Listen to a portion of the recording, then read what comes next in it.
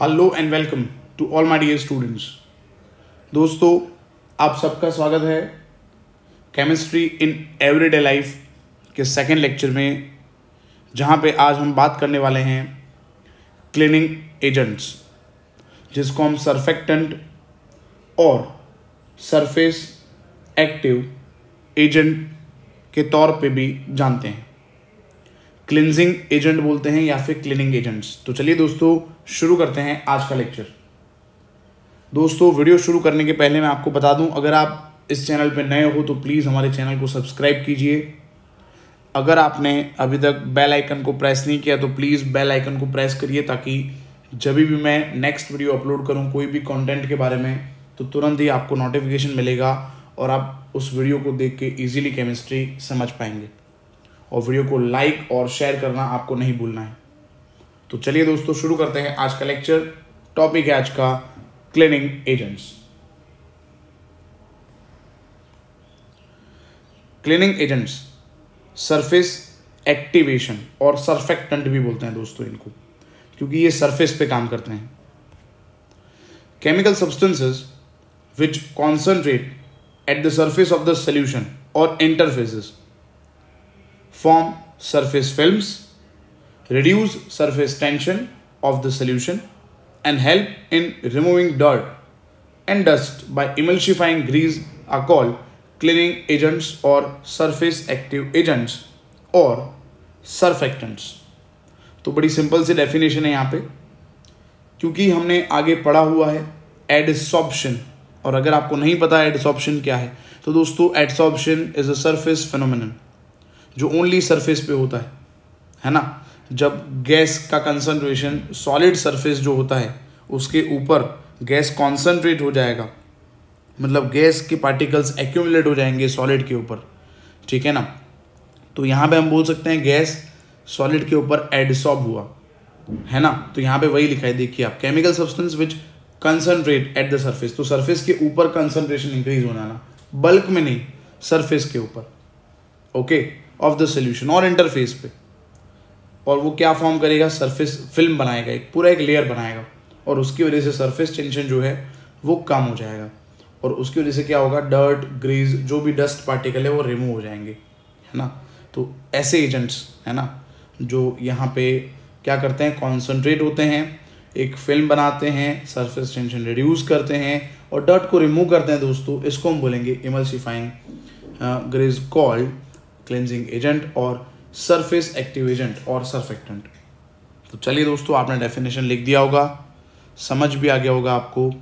अब हम आगे बढ़ते हैं क्लीनिंग एजेंट्स। तो क्लीनिंग एजेंट सबसे पहला है दोस्तों सोप्स, जो हम वैरायटी ऑफ सोप यूज़ करते हैं डेली लाइफ के अंदर। बाथिंग सोप होता है, शेविंग सोप होता है, टॉयलेट सोप होता है, लॉन्ड्री सोप अलग होता है। तो डिफरेंट टाइप ऑफ सोप्स जो हम यूज़ करते हैं वो है cleaning agent. And the second is detergents.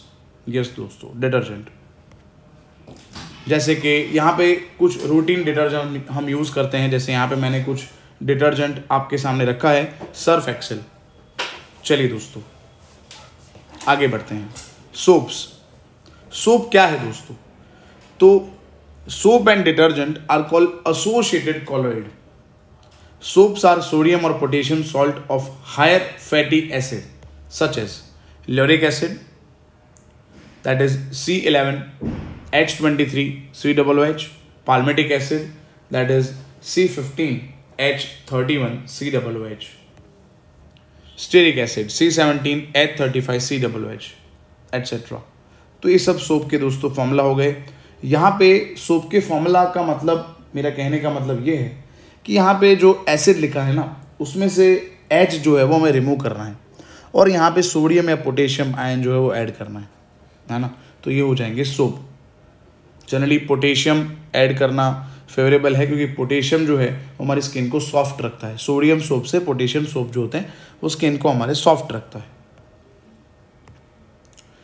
चलिए दोस्तों देखते हैं सोप का preparation of soap, that is called saponification. तो ये रहा इक्वेशन आपके सामने। यहाँ पे लेना है CH2O COR, CHOCOR and CH2OCOR, fat और ऑयल, उसके अंदर दोस्तों हमने डाल दिया बेस। तो दोस्तों यहाँ पे जो फैट लिखा है वहाँ से RCO और NaOH से ONA। अगेन आप वीडियो देख के नोटबुक में लिख के समझ सकते हो। मैं फिर से एक बार रिपीट कर रहा हूँ कौन से आयन यहाँ पे हमने डिसोशिएट किए हैं। फैट से RCO आयन लेना है और NaOH जो है वहाँ से ONA। तो यहाँ पे बन जाएगा दोस्तों RCO ONA, और जो बाकी रहा H NaOH से वो लगा देंगे हम CH2O पार्ट के साथ। तो यहाँ पे बन जाएगा दोस्तों CH2OH, CHOH and CH2OH। I hope दोस्तों आपको समझ आ गया होगा। तो यहाँ पे ग्लिसरीन दैट इज ग्लिसरॉल अलग हो गया और यहाँ पे सोप प्रिपेयर हो चुका है। चलिए दोस्तों अब आगे बढ़ते हैं। इस प्रोसेस को हम बोलते हैं दोस्तों saponification. The reaction in which soaps containing sodium salt are formed by hitting fat with aqueous NaOH solution is known as saponification. Now दोस्तों सोप का डिसएडवांटेज क्या है?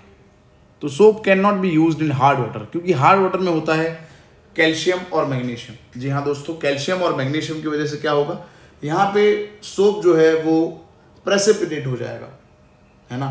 इसकी वजह से soap can not be used in hard water. देखिए soap का formula RCOONA, ठीक है।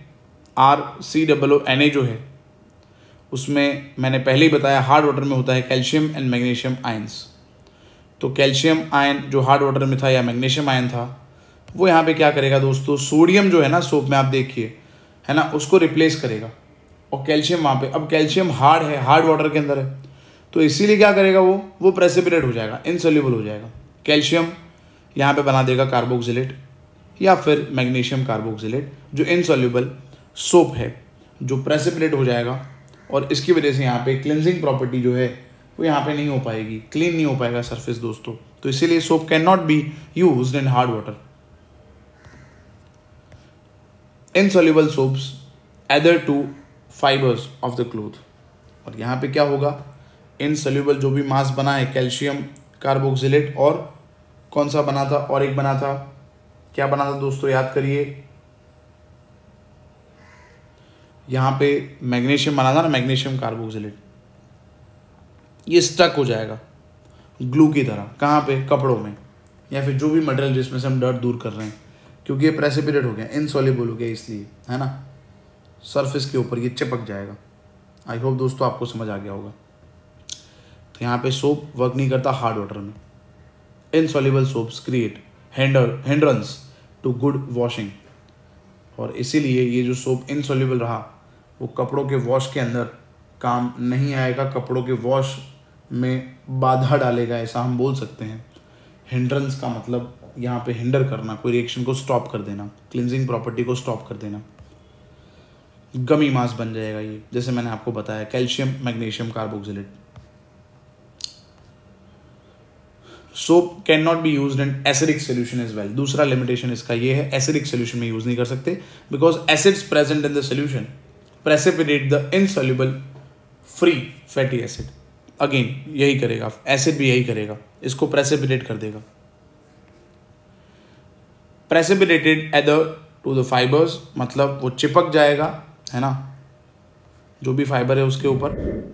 Students, as I told you there are different type of soaps. Basically, all soaps are made by boiling fats or oils with suitable soluble hydroxide. Variations are made by using different raw material.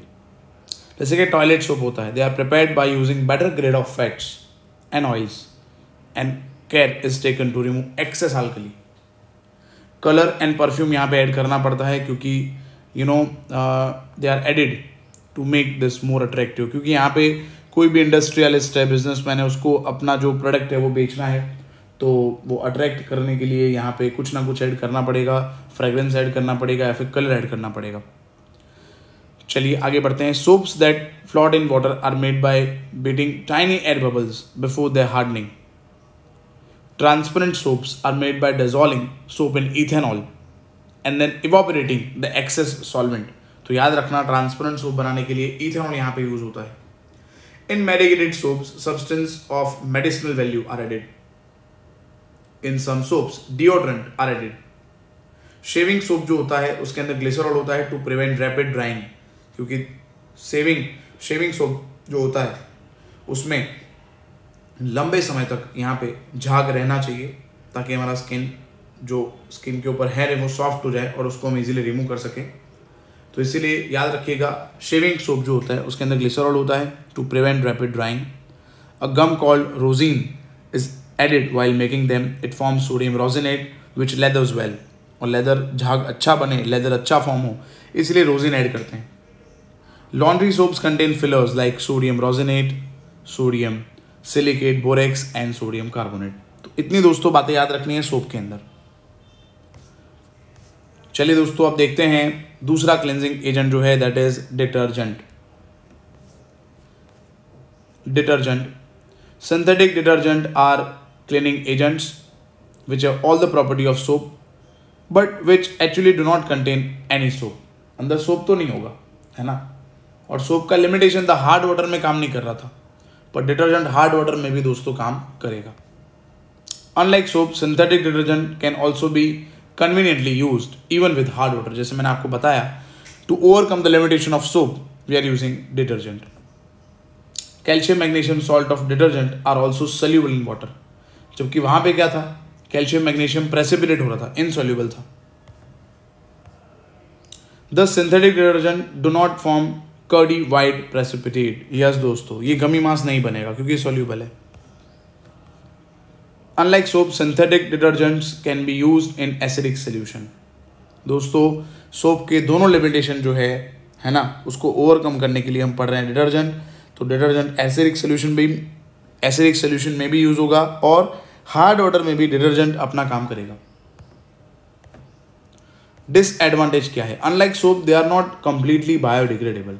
दोस्तों soap जो है वो biodegrade हो जाता है, मतलब वो water pollution नहीं करेगा, है ना।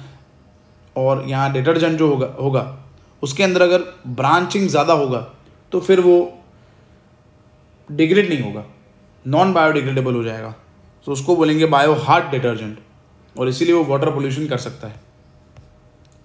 क्लासिफिकेशन देखते हैं दोस्तों। सबसे पहले anionic detergent, cationic detergent and non ionic detergent. 3 class है दोस्तों। अब दोस्तों आपको मैं बता दूं, यहाँ पे एनायनिक डिटर्जेंट का मतलब होता है anion is responsible for cleansing property. Cationic detergent का मतलब होगा जो भी स्ट्रक्चर होगा कैटायनिक डिटर्जेंट का, उसके अंदर cation is responsible for cleansing property. And non ionic में यहाँ पे कोई भी आयन प्रेजेंट ही नहीं है। आ रहा है दोस्तों आपको समझ में। और इसके यूजेस हमें देखना है, इसके स्ट्रक्चर देखने हैं। चलिए सबसे पहला लेते हैं anionic detergent. A large part of their molecules are anions. Sodium detergent, sodium lauryl sulphate, C11H23 CH2O SO3 Na+। देखिए यहाँ पे 12 कार्बन कंटेनिंग एल्कोहल लेना है दोस्तों। क्या करेंगे, इसका हम करेंगे सल्फोनेशन। तो आप अपने नोटबुक में आराम से लिखिए और यहाँ पे देखिए वीडियो में जो अल्कोहल का OH पार्ट था उसमें से H देखो दोस्तों, यहाँ से हमने सब्स्टिट्यूट कर दिया है। अब आप खुद सोचिए स्ट्रक्चर देख के H किस ग्रुप से सब्स्टिट्यूट हुआ है। तो दोस्तों आपको पता चलेगा H सब्स्टिट्यूट हुआ है SO3H से, तो इसीलिए इसका नाम है ल्यूराइल हाइड्रोजन सल्फेट। बेस डालेंगे दोस्तों तो SO3H में से एसिडिक H, NaOH से एक OH निकल जाएगा और SO3Na बन जाएगा, सोडियम ल्यूराइल सल्फेट। और यहाँ पे जो SO3- वाला पूरा पार्ट है ना, it is responsible for cleansing action, इसीलिए इसको बोला गया है एनायनिक डिटर्जेंट। इसका नाम है sodium lauryl sulphate. Sodium alkyl benzene sulphonate. Benzene लेना है, लॉन्ग चेन अल्काइल हैलाइड अंदर ऐड करेंगे, जैसे बेंजीन का अल्काइलेशन बोलेंगे इसको, तो बन जाएगा फ्रिडल क्राफ्ट अल्काइलेशन से अल्काइलेटेड बेंजीन। इसका दोस्तों जैसे आगे हमने करा सल्फोनेशन करेंगे तो SO3H ग्रुप ऐड हो जाएगा। SO3H ग्रुप ऐड होने के बाद बेस डालेंगे तो SO3Na बन जाएगा।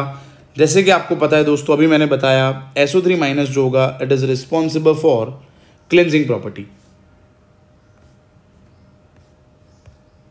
Sodium alkyl benzene sulphonates, proper अगर नाम देखें तो इसका नाम है सोडियम 4,1,2-डेकाइल बेंजीन सल्फोनेट।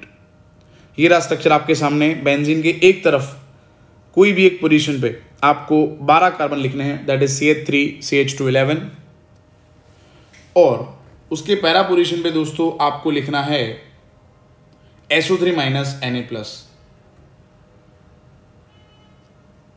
समझ आया दोस्तों आपको? आई होप आपको समझ आ गया होगा।